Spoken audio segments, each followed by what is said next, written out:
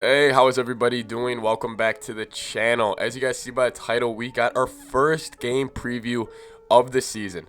Minnesota Vikings at the Cincinnati Bengals at Paul Brown Stadium this upcoming Sunday at 1 o'clock, and I couldn't be more excited.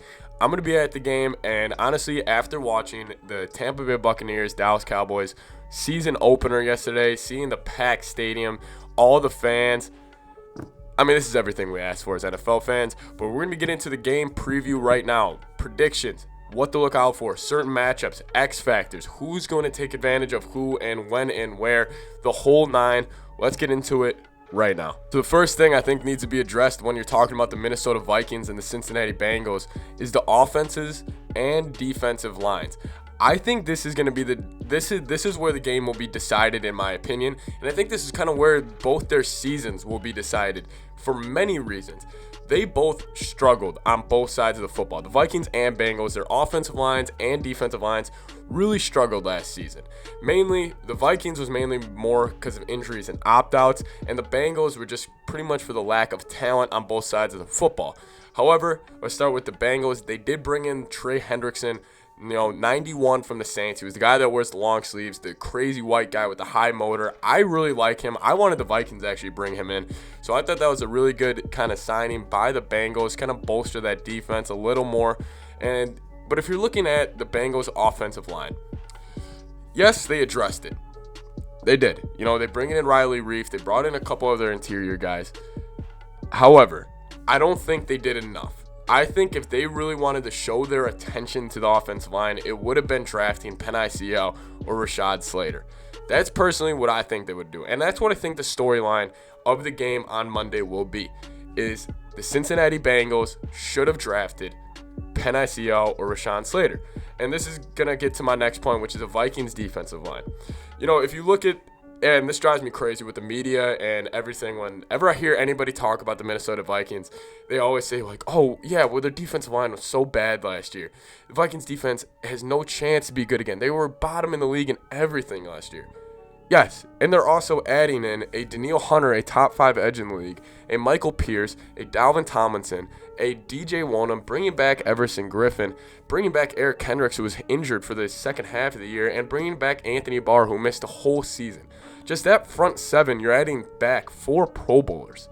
And I know it's tough in the NFL to just completely flip a position group on its head, but I think that's what we'll see with the Vikings. And with Riley Reif being the right tackle for the Cincinnati Bengals, I think number 99, Danielle Hunter, is going to eat that matchup alive. And I think that's something we need to look out for.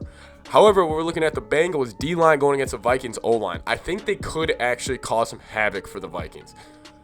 It's going to have to be against Rashad Hill. That's the biggest question mark of this Vikings O-line so far. The interior is actually improved immensely. Oli Udoh, number 74, will be playing right guard this Sunday. Keep an eye out for him. He's going to be a huge X factor in this game. If he is solid, which is what we've seen in preseason and kind of his development as a player for the Vikings, it should be fine. Ezra Cleveland, if he picks up where he left off last year in his second season, he'll be fine at the left guard spot.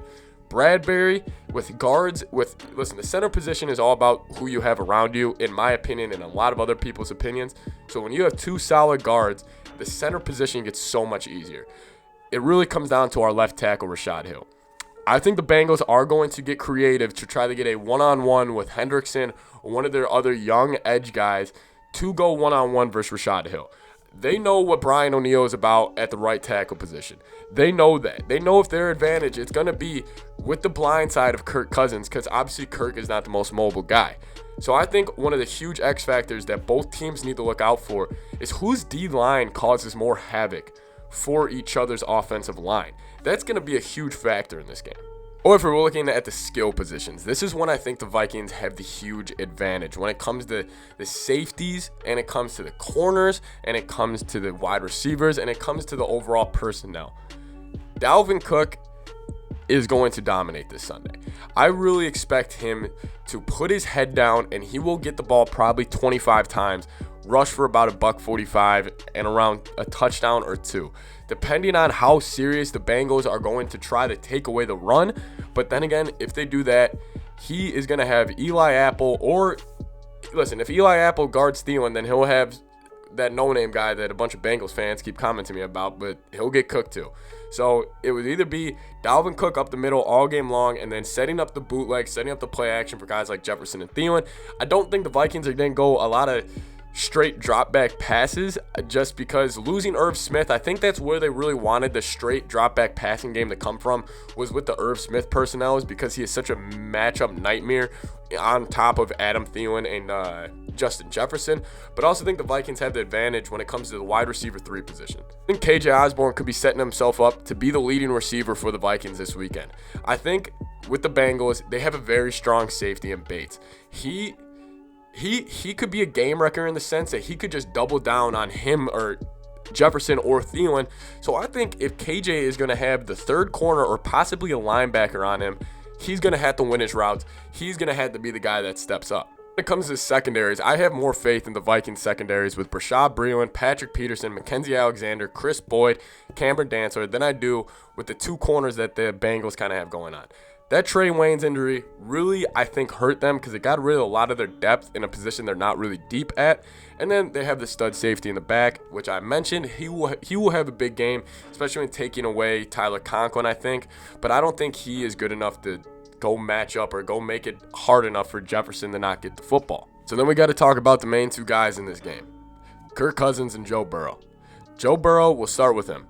He's coming off that very terrible knee injury, which was terrible to see, but he's bounced back. And I think with what we saw from Dak yesterday, these young guys bouncing back from an injury, it's not as serious as it once was. With the advance in, the medical equipment, the medical training, just everything that has just, this country has taken so many steps forward when it comes to getting these guys back from injuries than they have 10 years ago, that I really don't think Burrow, unless it's a mental thing with him, but physically Joe Burrow will be 100% ready to go.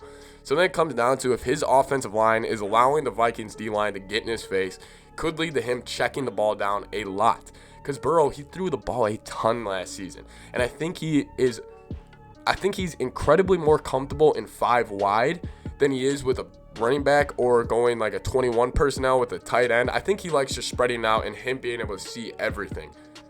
Will that work against the Vikings? I don't think so. I think that's when Zimmer can get really creative on the blitz packages he brings, because then he could just get one-on-ones for Danielle Hunter and one-on-ones for Everson Griffin on passing downs, which could really cause Joe Burrow some problems. So I think Joe Burrow, I think he's going to keep the Bengals in this game for most of it. I think this is going to be a game where it's floating around 21-13 the entire time, and maybe Burrow will have a late touchdown to make it 21-20. I think this game's going to be closer than a lot of people are thinking. But then it's going to come down to Kirk. I think Kirk Cousins is going to put himself on the map as a winner this year. And I know that it seems like an extremely hot take, but if you look at Kirk's numbers and if you look at his winning percentage over the past couple years, he is racking up a lot more wins than you may think, and he's putting up a lot more numbers than you may think.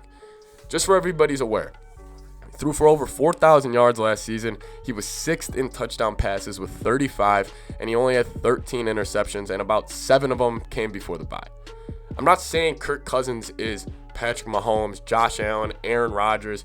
He's nowhere near those top 6-7 guys. But you can win games with him. You can go and win a huge road game with him. I think he just needs to start building confidence, and I think it starts early on in the game. Also, I think Kirk Cousins is going to use his legs a lot more this upcoming Sunday, getting extra yardage.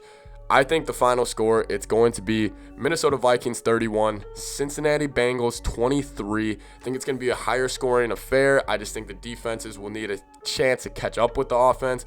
But that's what I think. 31-23, Minnesota Vikings come out with the victory. Dalvin Cook is going to be the star of the game on offense, and Danielle Hunter will be the star of the game on defense for the Minnesota Vikings. Bengals, I think they're going to be better than people think this year, and this is a tough game for the Vikings, but I think it was almost a blessing that the Vikings got him in week 1 in comparison to week 5.